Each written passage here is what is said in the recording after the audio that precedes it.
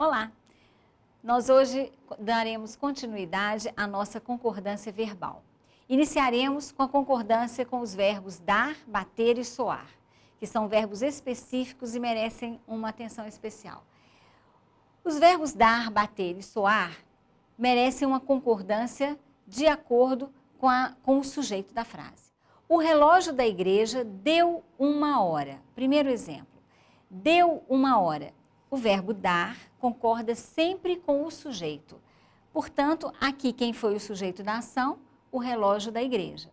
Então, o relógio da igreja deu 1h.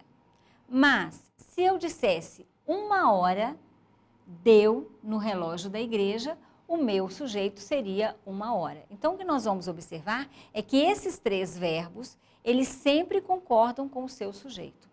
Olhem lá, 3 horas deram no relógio da igreja.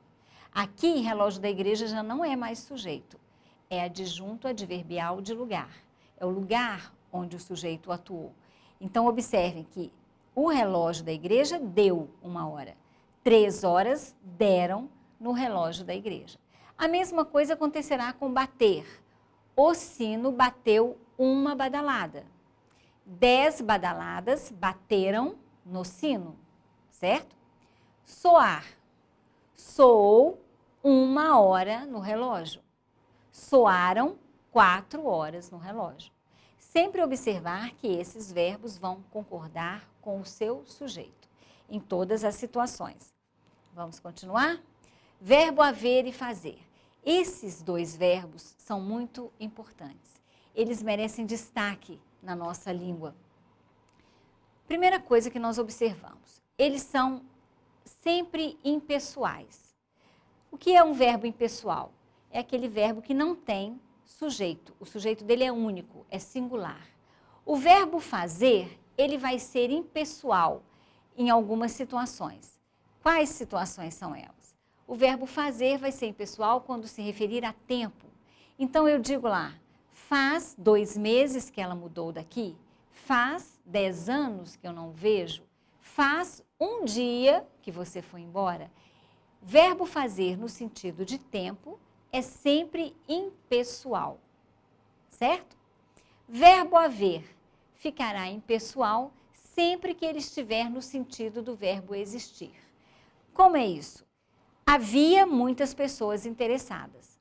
Por que não haviam muitas pessoas interessadas? Porque se eu trocar o verbo haver pelo verbo existir, eu vou dizer existiam muitas pessoas interessadas. Então, sempre que o verbo haver conseguir substituir o verbo existir, o verbo haver ficará no singular. O verbo existir, não. Ele tem plural e ele segue o seu plural. Mas o verbo haver, se substituir o verbo existir, ele sempre ficará no singular. Sempre observar isso. São os casos em que os verbos haver e fazer estarão impessoais. Verbo ser. O verbo ser é um verbo específico. Ele é diferenciado tanto na língua portuguesa quanto na língua inglesa, porque ele tem diversas situações. Nós vamos começar a observar essas situações aqui. A concordância com o verbo ser oscila frequentemente entre o sujeito e o predicativo. Sujeito e predicativo, eu já falei para vocês o que é na aula de concordância nominal, é sempre que eu tiver um verbo de ligação, que no caso o verbo ser, entre o sujeito e o adjetivo. Vamos lá. Quando o sujeito e o predicativo se referem a coisas e números diferentes, o verbo concorda no plural. Observem. Aqui eu tenho tua vida são essas ilusões. O meu sujeito, tua vida, se refere a coisa. Essas ilusões, que é o predicativo, se refere a coisas. Nesse caso, quando eu tiver duas coisas, o verbo ser concorda com a que estiver no plural. Então, eu digo, tua vida são essas ilusões. Minha preocupação são os seus problemas, ok? Sempre que eu tiver sujeito e predicativo se referindo a coisas, e o verbo ser vai concordar com o que estiver no plural. Essas vaidades são o seu segredo. Essas vaidades é coisa, seu segredo é outra coisa. O verbo, então, concordou com o que está no plural. Muito bem. Porém, quando um deles, o sujeito ou o predicativo, se referir a uma pessoa, olha lá, a concordância se faz com a pessoa. Você é suas decisões. Por que o verbo concordou com você e não com suas decisões? Porque você é pessoa. Então, a pessoa tem preferência sobre coisa. Seu orgulho eram os velhinhos. Por que não seu orgulho é os velhinhos? Porque aqui os velhinhos é pessoa. Então, o verbo ser dá preferência para a pessoa. Então, sempre observar isso. Quando nós temos duas coisas, a preferência é da que estiver no plural. Quando nós tivermos uma pessoa e uma coisa, a preferência é da pessoa. Porém, o verbo vai concordar com o pronome, mesmo que ele não seja o sujeito. Vamos observar aqui. O professor sou eu. Aqui eu tenho o sujeito e aqui eu tenho o predicativo. O verbo concordou com o predicativo. Por quê? É um pronome. Então, entre uma pessoa e um pronome, o verbo fica com o pronome. Eu sou o professor. Observem sempre isso. Às vezes as pessoas atendem o telefone e falam assim, eu quero falar com a secretária. Aí você diz, sou ela ou é ela? Você diz, é ela, porque você tem que concordar com o pronome, ok? Muito bem. Sempre que nós tivermos indicação de hora, de distância ou de dia, o verbo concorda com ele. Vejamos aqui. É 1 hora.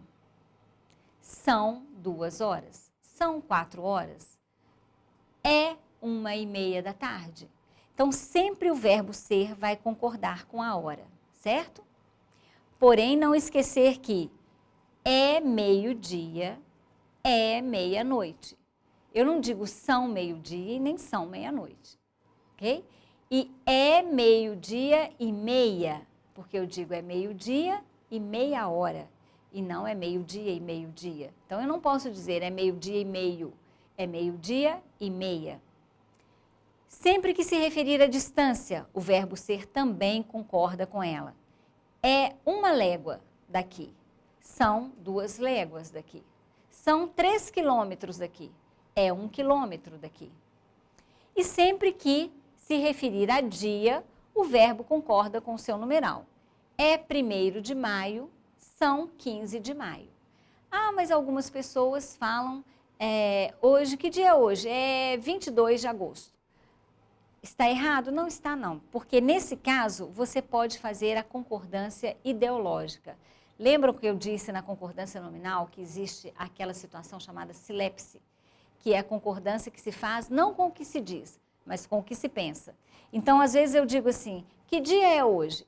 Você não me responde, é dia, mas você imagina que é dia tal. Então, você já responde, é 13 de maio. Você está subentendendo a palavra dia. Não é errado, você pode dizer. Porém, isso é mais comum na oralidade, na fala. Não é tão comum na escrita. Na escrita é necessário que você concorde o verbo ser com o numeral, ok? Aqui nós temos outra construção que é interessante nós conhecermos, né? Que são essas expressões estereotipadas. É pouco, é suficiente, é bastante, é necessário, é muito. São expressões invariáveis. Então, sempre que nós nos referimos a essas expressões, nós temos que mantê-las no singular. Vejam bem, 15 quilos é pouco. Ah, não, eu não digo 15 quilos são pouco. Não, 15 quilos é pouco. Por quê? Porque essa expressão é pouco, ela é invariável. Então, eu digo para você assim, daqui até a cidade são 3 quilômetros. Muito bem, são 3 quilômetros. 3 quilômetros é suficiente? É suficiente. Eu não diria são suficiente? Absolutamente não. Porque é suficiente é uma expressão fixa. 2 cruzeiros é bastante. 2 cruzeiros é muito. 100 reais é pouco. 100 reais é muito. Por que não variamos essas expressões? Porque elas são expressões invariáveis. Muito bem. Aqui nós fechamos o nosso bloco de concordância verbal. deixaremos então para um encontro na próxima aula, em que começaremos a ver a regência verbal e regência nominal. Até lá!